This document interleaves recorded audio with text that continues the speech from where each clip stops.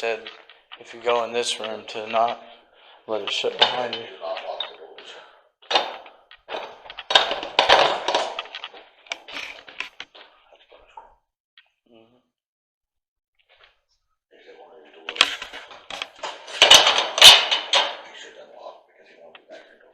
That's the one. It locks behind you. Which I'm sure we would find you, but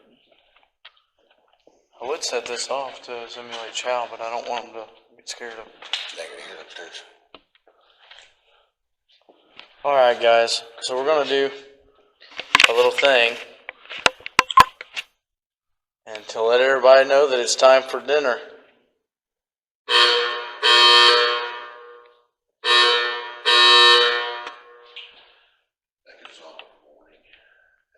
7 a.m.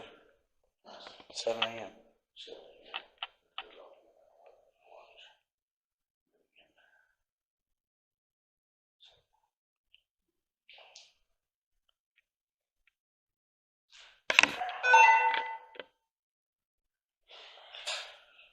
It might be in the attic.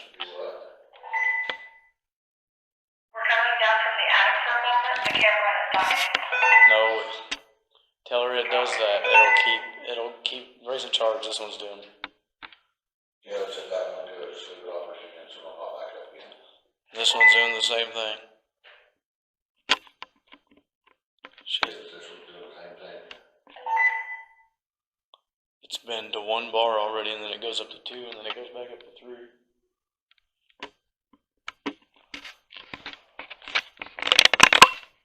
Doris, are you in the kitchen?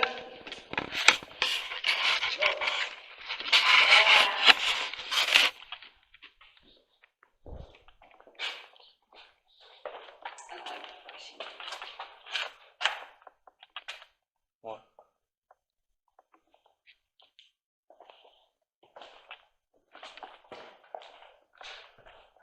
We use the spirit box in here. EVP2. Well, that's if we brought her change. She usually says thank you.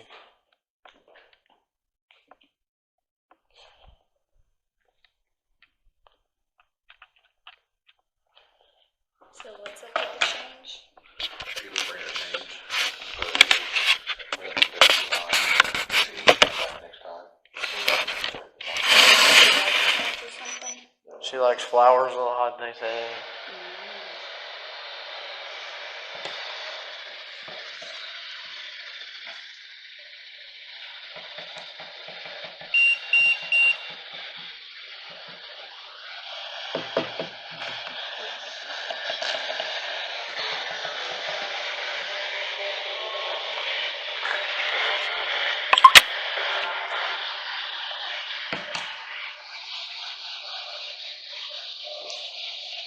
What are you cooking today, Doris?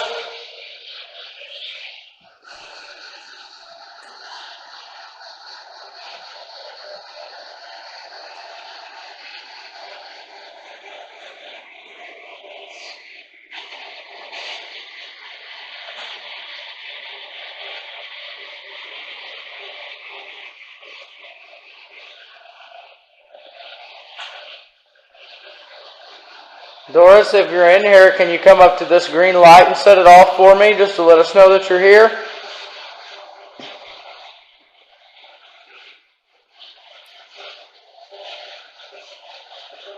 You got to get that up to about the number 14 and it'll go off.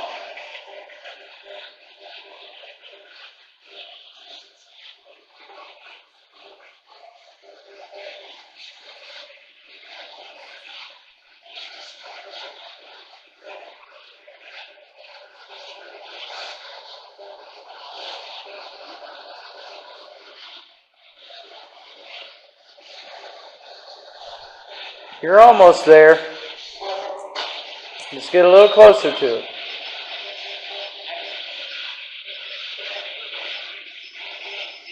That's what temperature.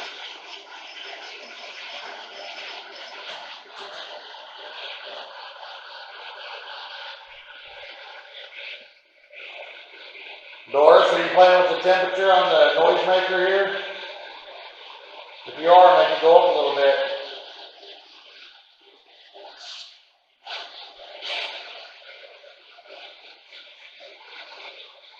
If you're not, I'm gonna shut it off.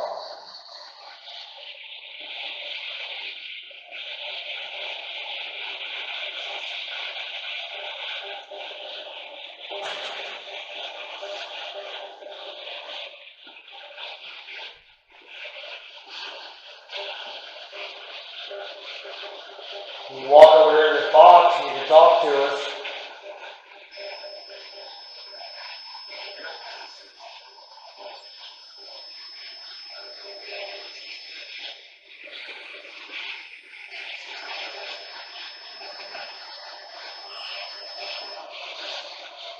Miss Doris, are we too late for dinner?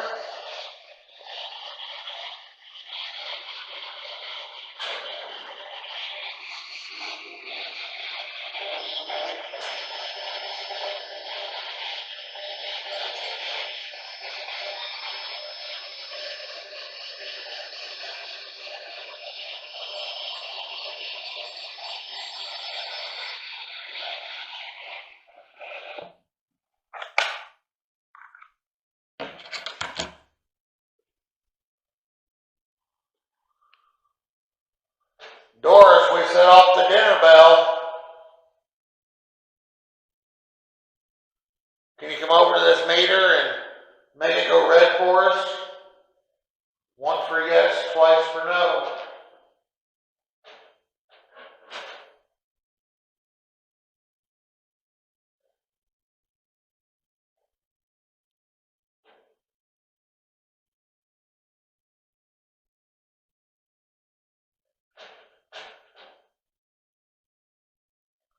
Can you click the handle on the cooler door?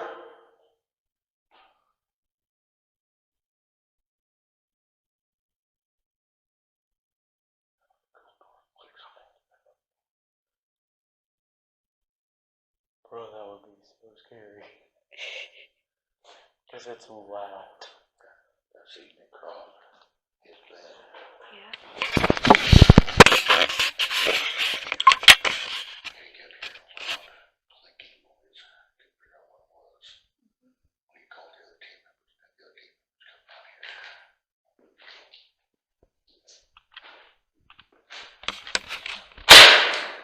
Jeez. That kept happening. Oh wow. Last night they finally realized somebody was pulling the door handle. Is there anybody down here with us? It doesn't have to be Miss Doris. Is there anybody down here roaming around? Can you make its device go off?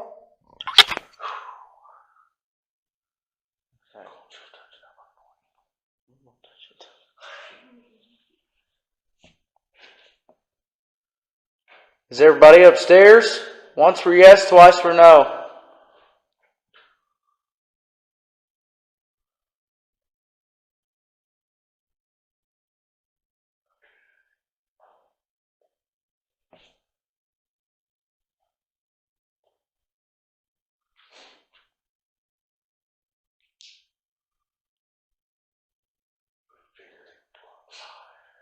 Put a board over there.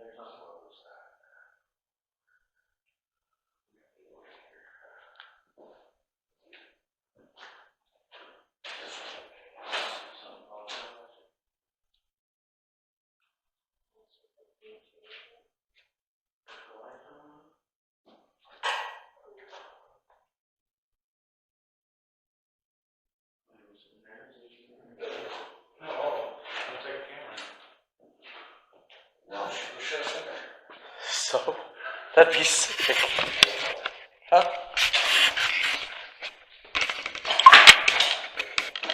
Huh? Here, you go first.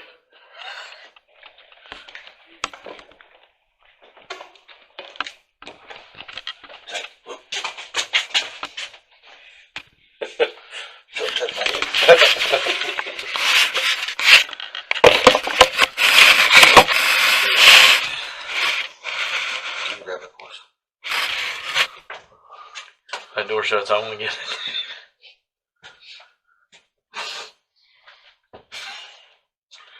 If that door shuts, I'm freaking okay.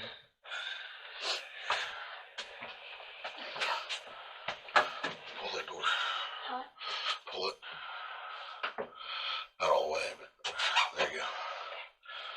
Alright, Doris, we're in your cooler. You make this meter go off once for yes, twice for no.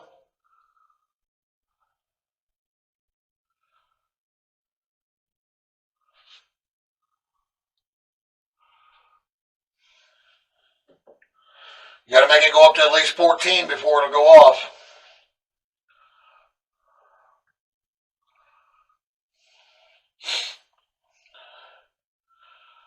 If you make that meter go off, we'll go upstairs and leave you alone.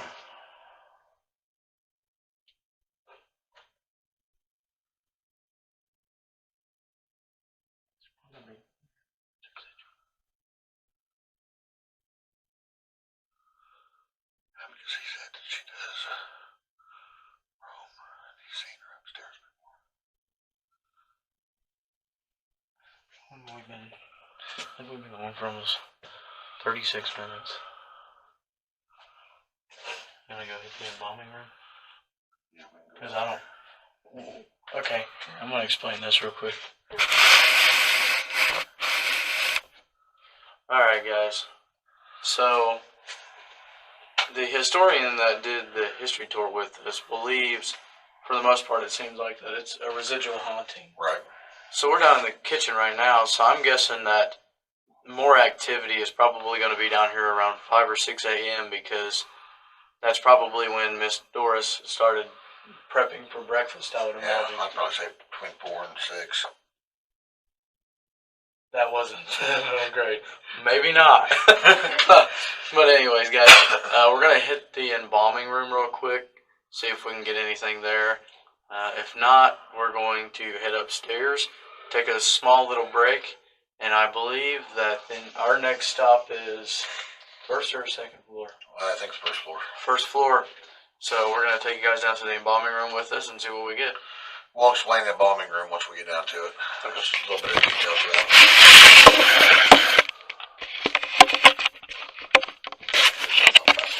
Yeah, that wasn't the... Yeah, we're going to have to take a break in between to get warm. Because I am You alright? freezing.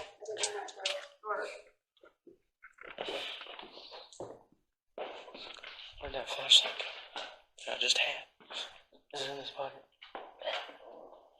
Yeah, it is.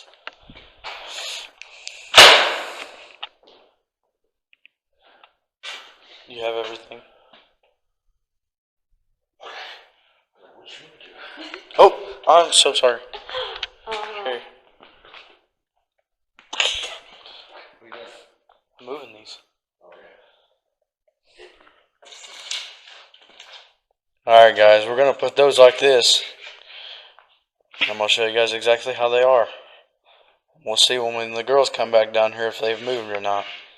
That'd be cool if they went back to that D. Let me watch you do it.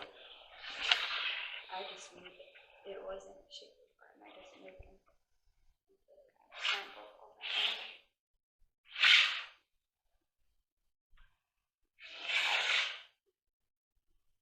Jack's really getting into this, guys.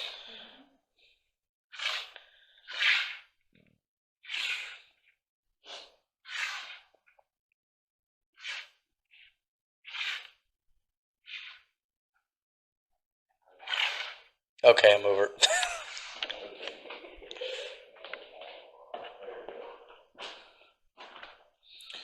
Alright guys, so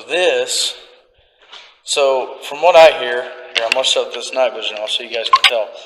If it's a pink bottom, that means you're on the female side of the building. Yep. If it's a blue bottom, like that, over there, that would be the male side of the building.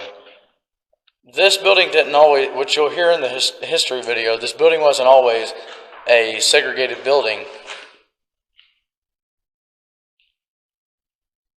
Okay. Heard that too. This building wasn't always a segregated building. There were some pretty gruesome things that happened in this building that caused it to become a segregated building. A stepdad actually raped his 14-year-old daughter and got her pregnant. And that's when they decided that, okay, we should make it one side female, one side male. That way nothing like that can happen again. But right now I'm going to take you guys to the embalming room.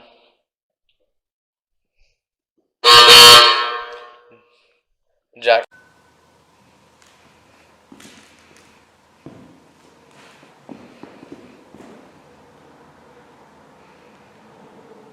From that step right there, that way is 1851. From that step, this way is 1898 and 99. Okay. Okay, step on. You're in the backyard of the very first building. Oh, wow. Right now. That's the original brick. See your western door? There's a Masonic lodge on the other side of that door in the first building. Look. There's your Freemason emblem. Yep. Right there. So this is your very first foundation right here. Wow. You can tell. Yeah, big difference. Big difference. That wall right there wouldn't even have been there.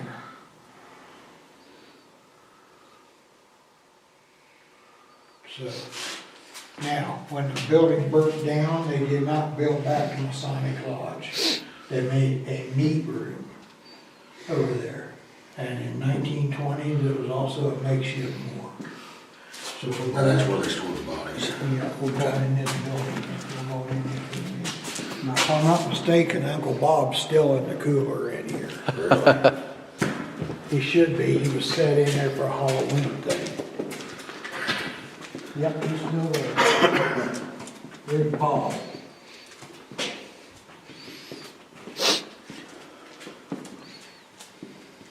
Here's the chopping block. And I know this is exactly where it was because we found the meat hooks right there. Yep. Okay, so they butcher a hog out back in the slaughterhouse, bring him right into that door, hang him up here, cut him up in usable pieces. Say we got the pork chops out, we put it down here on brown paper, roll it up, tie string around it, and put it right there in the ice box.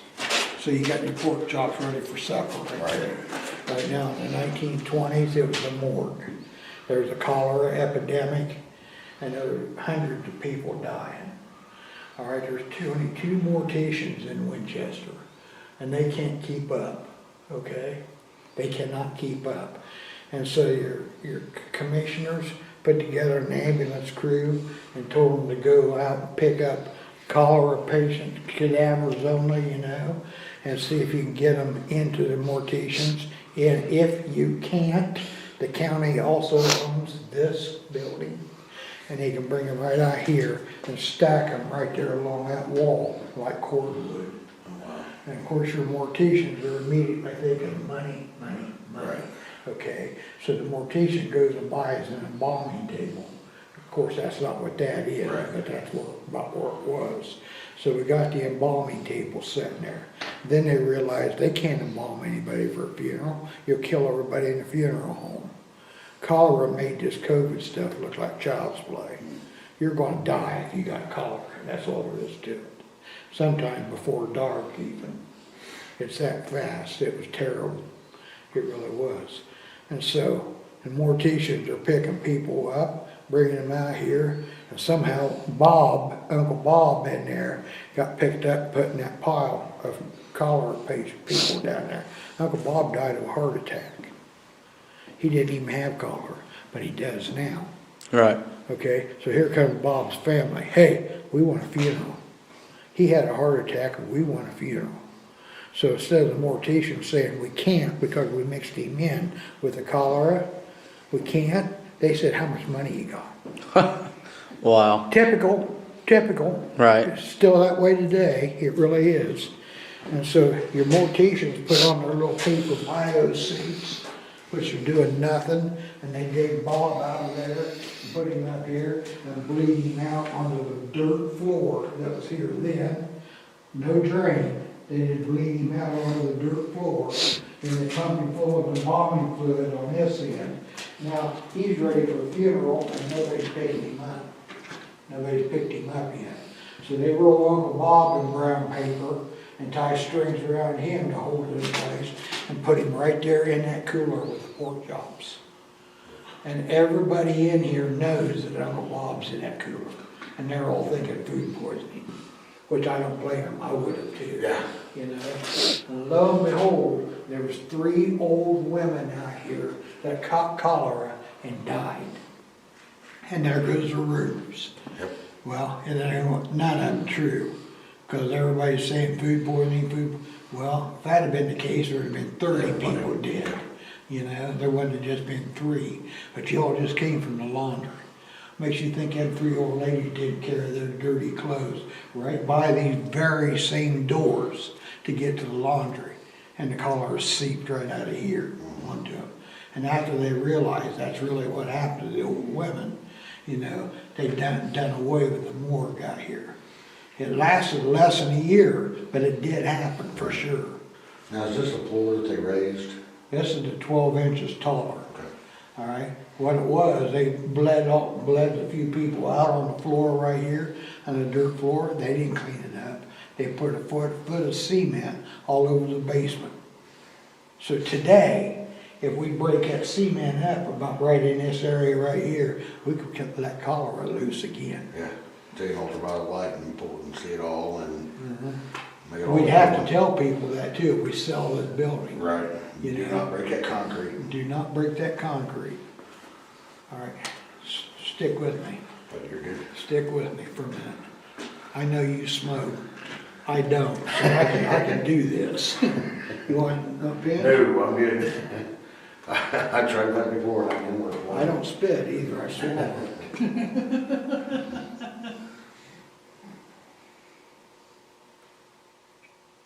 Gotta have a pinch. Oh, yeah. Oh, I don't blame you. What's up? No, thank you.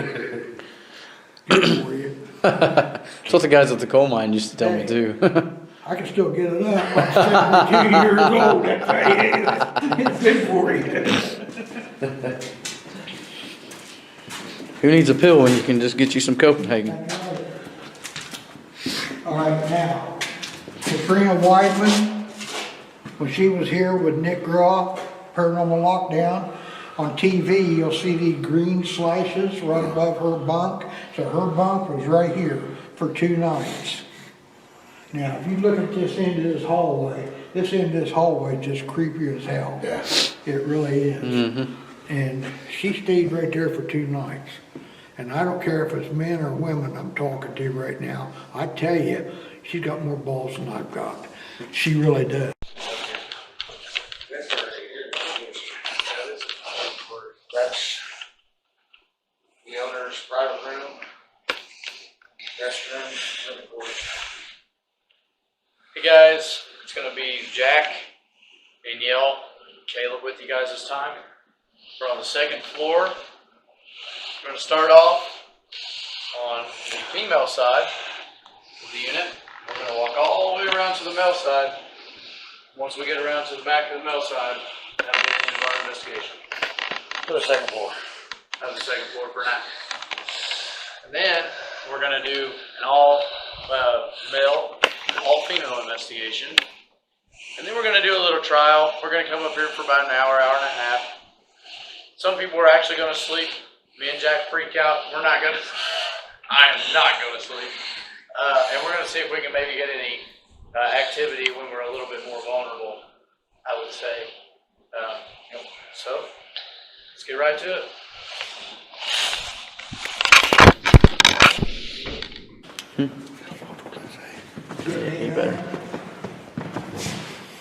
I'm just doing live feed. Okay.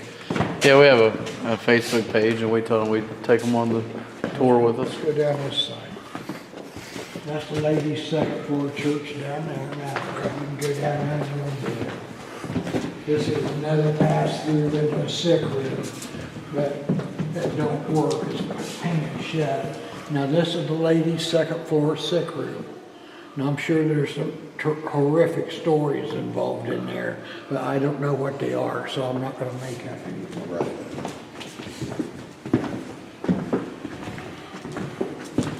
Now we're going to go down here to the nursery.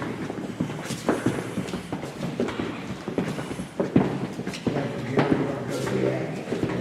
Yep.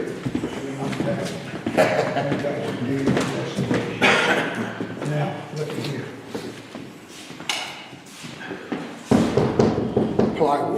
There ain't no plywood in 1898. See that board? The only place you'll find that board right there is on the other side of this wall, on that room. That tells you right there, this is one big room, and they put a partition down the middle of it to house 2 more adult females. Okay? Okay, my job was to find out what the big room was. Right. And it was a nursery. Right. Okay, so let's go into the nursery now.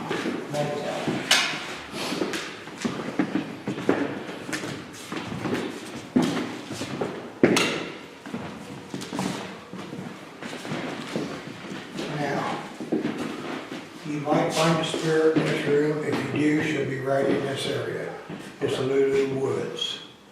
Or you might get Sarah Lucinda, because Sarah Lucinda was born in 1916, so I know she's passed away too. Right. That's a picture downstairs. All right, now, I got seniority, guys. All right. Old feeding chair. Now,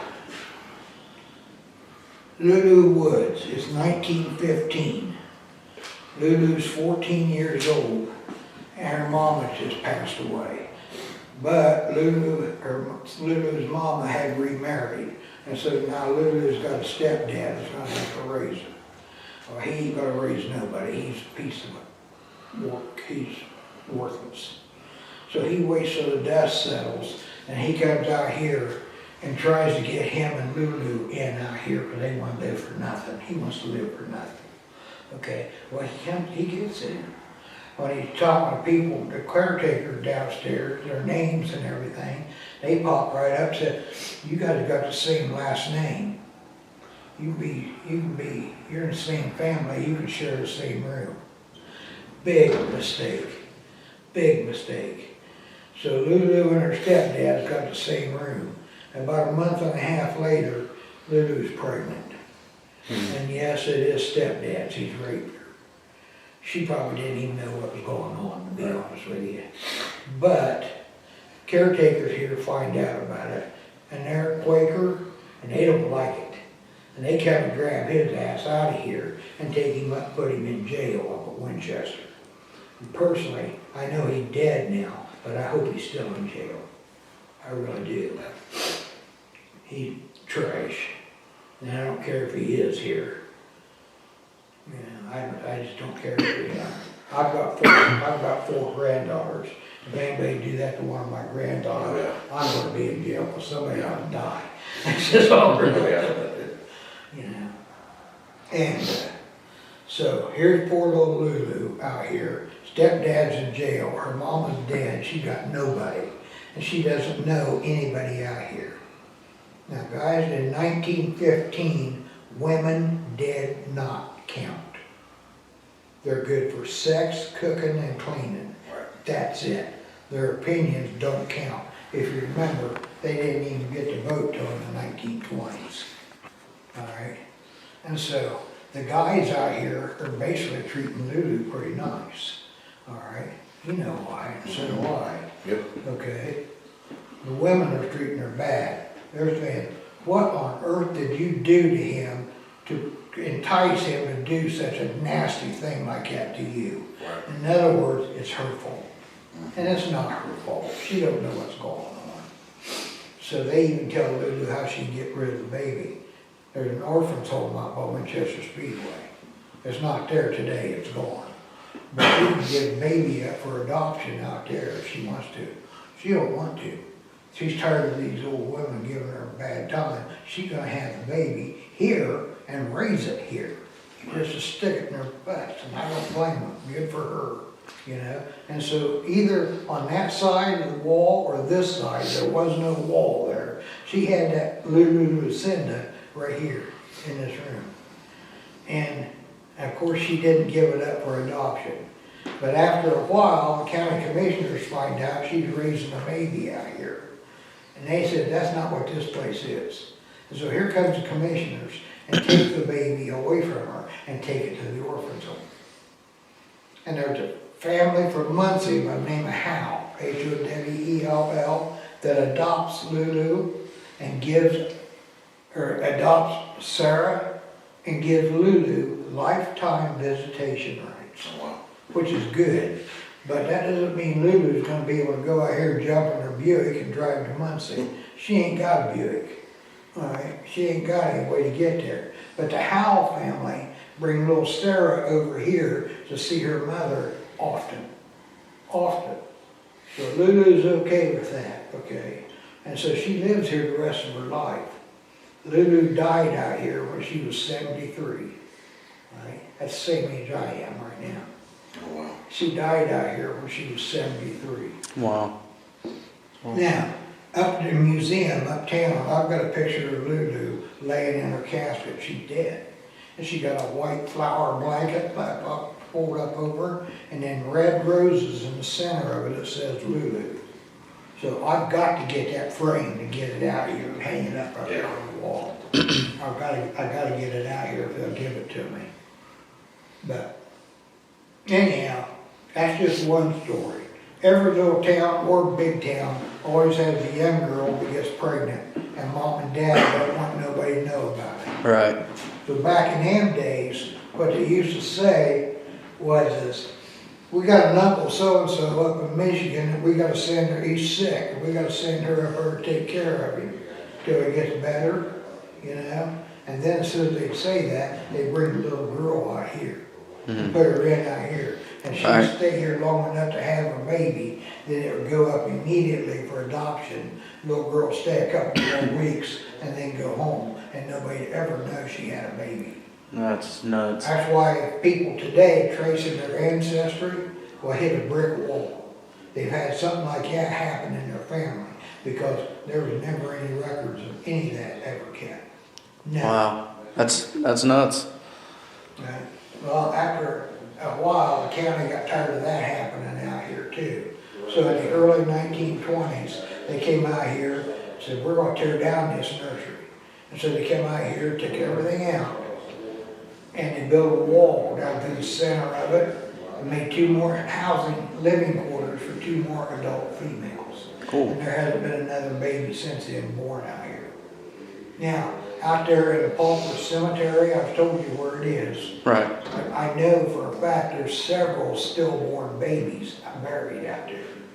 I know there's several of them. I know who they are, but I don't know where they are. Right. All right, so that's the story of this room. Awesome. A lot of history in this place. Yes, there is. So let's go up to the attic. Alrighty. Which was a horrible idea. So about, I think you said 2 to 3 months later, 14-year-old, oh, what was her name?